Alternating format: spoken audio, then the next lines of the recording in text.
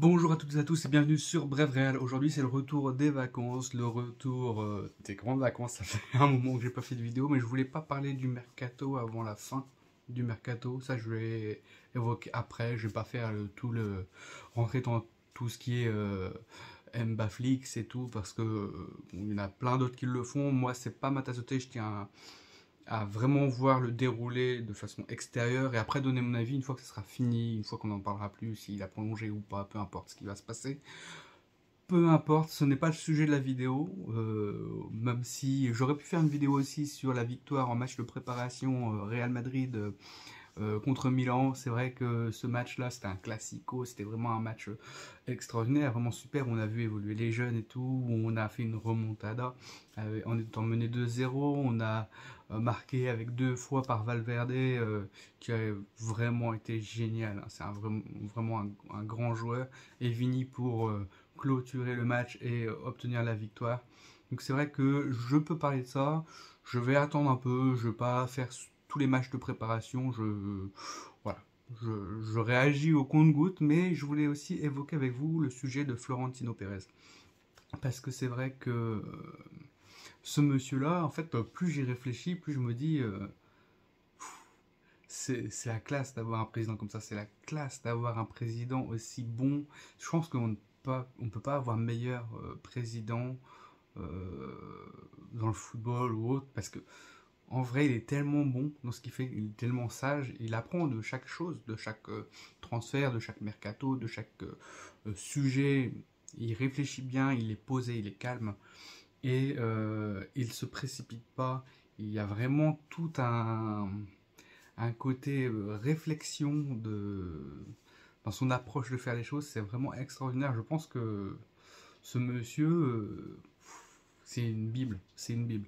Alors moi je suis archi fan de Florentino Pérez, hein, parce que pour tout ce qu'il a fait au Real, pour tous les joueurs qu'il a apportés, pour sa façon d'être et sa façon de réagir sur les différents sujets, mais surtout, il fait tellement bien au club, il fait tellement bien au club. C'est une personne qui va influencer beaucoup de joueurs pour jouer pour le Real Madrid, mais puis qui va être aussi proche aussi des joueurs pour voilà, du côté affectif aussi, même si en tant que président il doit quand même garder quelques distances. C'est vrai que par exemple quand il est venu chez Karim Benzema pour le signer, ben, c'est vrai que ce moment-là, c'est un moment privilégié que certains joueurs comme Karim Benzema a eu, et ben ça montre toute sa classe. Ça montre toute sa classe, toute son aura, et je pense qu'on n'est pas prêt de revoir un homme comme ça dans le football. Euh, Ce monsieur est incroyable. Et là, sur le mercato qu'il fait, c'est lunaire.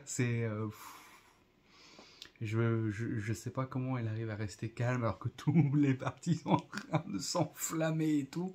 C'est vrai que ça, chapeau, chapeau. Et puis, que ça se fasse ou pas, les transferts ou pas, les joueurs, eh ben, ce président est incroyable et apporte une pérennité au club, c'est-à-dire qu'on n'est pas dans le rouge, il sait gérer au niveau des finances, il gère énormément bien, enfin extrêmement bien le club. Alors qu'il y a eu le Covid, il faut rappeler, il a fait construire le nouveau stade, la rénovation du stade Santiago Bernabéu, donc ça coûte énormément d'argent, tout en étant quand même dans le positif, en faisant des bénéfices. Et c'est vrai que ce président gère d'une main de fer, mais vraiment une main de fer, non pas une main de maître, parce que c'est vrai que tout dans la globalité est parfaitement bien accordé. C'est-à-dire que ça soit les dépenses pour les nouveaux arrivants, pour les joueurs, comme pour les départs, dans lesquels il fait partir des joueurs, et en même temps il fait la rénovation du stade. Il a géré la crise Covid, comme peu de clubs ont fait, parce qu'il était quand même resté dans le positif malgré le peu de matchs. En même temps, il a fait ses travaux pour le stade aussi dans cette période-là aussi à un moment donné où ça tombait bien. En même temps, on pouvait pas s'attendre au Covid, mais toute l'anticipation, toute la réflexion qu'il a, c'est incroyable. Franchement, c'est... Ouais. Ce monsieur, moi je lui voue une admiration sans fin, sans limite, parce que il fait tellement de bien au club. Là on voit même sur le mercato, recruter Bellingham, c'est très intelligent. Puis il y a d'autres personnes aussi qui gravitent autour de Florentino Pérez qui sont extrêmement bien et d'extrêmement bons, enfin de très très bons conseils. Et toutes ces personnes-là, bah, en tant que supporter du Real Madrid, je remercie ces personnes parce que notre club vit bien, notre club va bien, notre club montre qu'il est un grand club sans forcément voir le clamer en fait haut et fort. En fait, c'est pas parce que tu clames oui je suis un grand club que tu es un grand club. Des fois il n'y a pas besoin de parler, il y a juste besoin des actes. Et lui c'est ce qu'il fait. Lui il parle peu, mais il agit bien. Et tout son entourage c'est pareil. On ne voit pas tout le temps s'exprimer à la presse comme certains clubs où ils parlent un peu trop et ils agissent pas beaucoup. Lui, il parle moins, mais il agit et c'est vraiment ce qu'il faut faire en fait. Et puis rester calme face à des situations des fois imprévues, des fois des situations un peu rocambolesques avec le dossier Kylian Mbappé par exemple, entre autres, hein, ou autre. Mais même avec la Super League et tout, il a essayé de proposer des choses pour pouvoir améliorer parce qu'il avait son avis. Il y a des clubs qui l'ont suivi, il y a des clubs qui l'ont pas suivi, peu importe, chacun va prêcher un peu sa paroisse un peu, hein, et va défendre un peu ses intérêts. Mais je pense que c'est un très grand visionnaire, c'est un très grand visionnaire, un très... Et je pense que pour le football, il fait énormément de bien. Après, je suis content de l'avoir au Real Madrid, c'est vrai que c'est incroyable, quoi. Ce monsieur, je rêverais de le rencontrer un jour, ça c'est sûr. Même si je suis déjà allé au Santiago Bernabéu et tout, on a pu voir l'équipe et tout, c'est super. Mais ce monsieur-là, il faut... Je pense qu'il... Quand il va partir, j'espère le plus tard possible, euh, ça va être dur. Ça va être très très très très dur. Parce que autant il y en a qui sont ballon d'or sur le terrain, autant lui c'est le ballon d'or des présidents de club, tout ce que vous voulez, c'est vraiment bien... il- c'est un talent monstrueux, un génie. Et les finances du club sont saines. L'achat des joueurs, il a vu des erreurs sur certains joueurs, au recrutement d'Eden Hazard. Maintenant, il essaye de recruter tout en prenant en compte que bah, il y a le risque aussi qu'une personne n'ait pas le rendement suffisant. Donc, alors, on va voir. La gestion des anciens aussi, avec des contrats année par année à partir d'un certain âge, c'est super bien cette politique. Si la personne veut rester, elle reste. Si la personne ne veut pas rester, bah, tant pis, elle part. Hein. Le Real Madrid vivait avec, vivait sans avant et vivra sans après, il n'y a pas de problème. Et surtout, il donne des responsabilités, il n'hésite pas à accorder des choses aux joueurs sans être trop...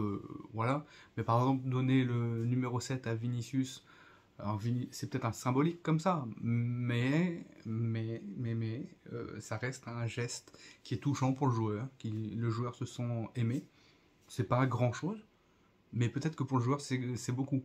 C'est un numéro, c'est quelque chose de, voilà, c'est du mystique un peu, hein, mais c'est vrai que ce genre de choses, bah, ça touche un joueur et le joueur il se sent euh, reconnu à sa juste valeur en fait parce que Vinicius est un grand joueur, hein, quelqu'un qui a fait énormément de bien, quelqu'un qui a marqué en finale de la Champions League, quelqu'un qui nous a tiré vers le haut, qui au début était moins bon mais qui est devenu plus performant au niveau du temps, qui a travaillé, quelqu'un qui est vraiment très travailleur, qui respire la joie de vivre.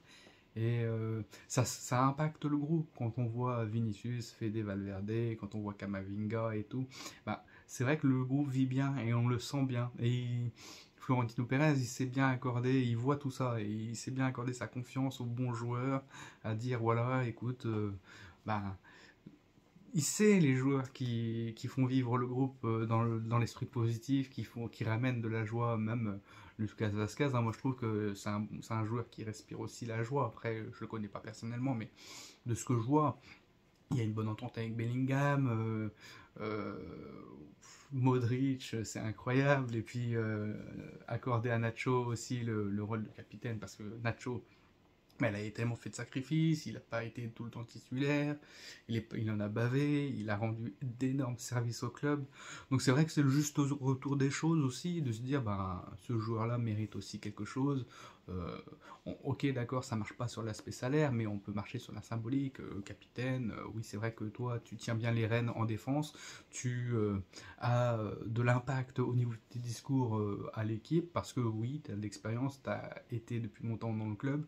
Donc tu sais comment que ça marche, tu as du vécu, et du coup, ben, pour aider les jeunes, et la transition entre les jeunes et les anciens se fait tellement bien et tellement bien maniée. Alors après, derrière, en tant qu'entraîneur, il y a Ancelotti, et lui, il faut aussi qu'on en reparle, parce que c'est un entraîneur de chance, qu'on ne pouvait pas avoir mieux comme entraîneur. Alors on a Zidane, certes, Zidane qui a été magnifique, qui a gagné 3 Champions League d'affilée et tout, mais il y a aussi le travail d'Ancelotti. Et Ancelotti, quoi qu'il arrive, et je pense que il faudrait pas s'arrêter sur une baisse de performance à un moment donné, peu importe ce qui va se passer à l'avenir. Et il peut avoir des moments durs, hein, mais il faut pas se dire, nous en tant que supporters ou les journalistes se disent ah mince, il y a une baisse de régime, les joueurs sont moins performants et tout, et on tape dessus, on tape sur Ancelotti, on oublie et on occulte tout ce qui s'est bien passé, et que bah, parfois dans la vie il y a des hauts, il y a des bas. Même si on garde le même entraîneur, bah, ça peut remonter, et il faut garder le cap, et Florentino Pérez garde tout le temps le cap. Il a son objectif en tête, il sait les étapes par lesquelles il peut passer, il sait qu'est-ce qu'il peut sacrifier ou pas, et je pense que c'est très intelligent de sa part. Non, c'est vrai que Ancelotti, j'adore, et puis avec son fils, c'est magnifique, c'est une histoire, c'est une belle histoire. Alors, si ça finit en 2024, ou si prolongé, si ça se passait bien l'année, bah, c'est génial. Après, peu importe ce qui se passe après, on n'est pas là pour parler d'après, on est là pour parler de maintenant. Et à l'heure actuelle, je trouve ça magnifique. Une équipe qui se construit avec des matchs de préparation, on sent que l'équipe vit bien, avec euh, tous les jeunes, les nouvelles recrues qui commencent à arriver. Après, il y en a qui sont blessés, mais ils vont réintégrer le groupe tranquillement, pas mettre la charrue avant les bœufs, et y aller étape par étape, hein, step by step, et voilà, et puis tout se fait bien. Les anciens, ils prennent du plaisir, les Toni Kroos, les Modric et tout, et voilà, il y a tout le monde qui va de l'avant. Tchouaméni va exploser un peu tranquillement, il prend son temps. Il avait une saison l'année dernière un peu compliquée, mais là cette année, je pense que ça va aller. Il va commencer à prendre ses aises au Real Madrid, et avec Camavinga, Bellingham et tout ça, ça va marcher, parce qu'ils vont tous dans le sens du jeu, ils sont tous là pour jouer, pour se faire plaisir, et tu sens, hein, les recrues du Real Madrid sont vraiment bonnes, hein. C'est dans le sens tout pour le jeu, quoi. Quand tu regardes Rodrigo, quand tu regardes, et j'en oublierai, hein, quand on regarde Rodrigo, Vinicius, Camavinga, Tchouaméni, Bellingham, ils sont tous comment ça s'appelle, Alaba, voilà, tous ceux-là sont dans le sens du jeu, même si Mendy aurait pu tirer son épingle du jeu, mais beaucoup de blessures, et bah, pour retrouver le rythme, retrouver un collectif et s'impliquer dans le collectif, c'est pas facile. On sait qu'il en a bavé, c'est pas facile pour lui. Il est très bon quand il est présent. Maintenant, le fait qu'on puisse pas compter sur lui, c'est pas facile. Euh, Courtois, génial, hein, mais tous les joueurs qui ont été recrutés ces dernières saisons, si on remarque bien, vont dans le même objectif, le sens du jeu, ils se font plaisir, on le voit sur le terrain, même dans les périodes difficiles, hein, même, voilà, il a fait des Valverde qui est incroyable, il a fait une saison incroyable, et même en année Coupe du Monde, hein, il faut pas oublier que l'année dernière c'était une année Coupe du Monde, donc c'était très difficile pour les joueurs, parce que les joueurs voulaient être frais pour la Coupe du Monde, on manquait de rythme un peu après, parce que du coup il y a eu une baisse de régime, parce que forcément quand tu as beaucoup donné à la Coupe du Monde, ou tu as peu joué parce que tu n'as pas joué en sélection, et ben du coup ça fait une année spéciale, hein, et tous les matchs se sont enchaînés, euh, voilà, donc tous les clubs ont été dans le même cas, et c'est vrai que le Real Madrid a plutôt bien réussi ça, même s'il n'a pas atteint tous nos objectifs qu'on s'était fixés, la Liga et tout, bon, on a fait ce qu'on a pu, on a remporté, on a été loin, on a remporté des titres, on a été loin en Champions League, on a fait ce qu'on a pu avec ce qu'on avait et on a trouvé du plaisir. Et cette saison, même en tant que supporter, c'était génial. C'était génial de le vivre, c'était génial, voilà. Et la saison prochaine, je pense que ça va être tout aussi intéressant, voire même plus intéressant parce qu'avec les nouveaux joueurs qui arrivent, je pense que ça va envoyer et il y aura un nouveau style. Je pense qu'avec Ancelotti, il va changer de dispositif tactique. Ça va être génial à voir tout ça. L'apport de Karim Benzema était tellement bon.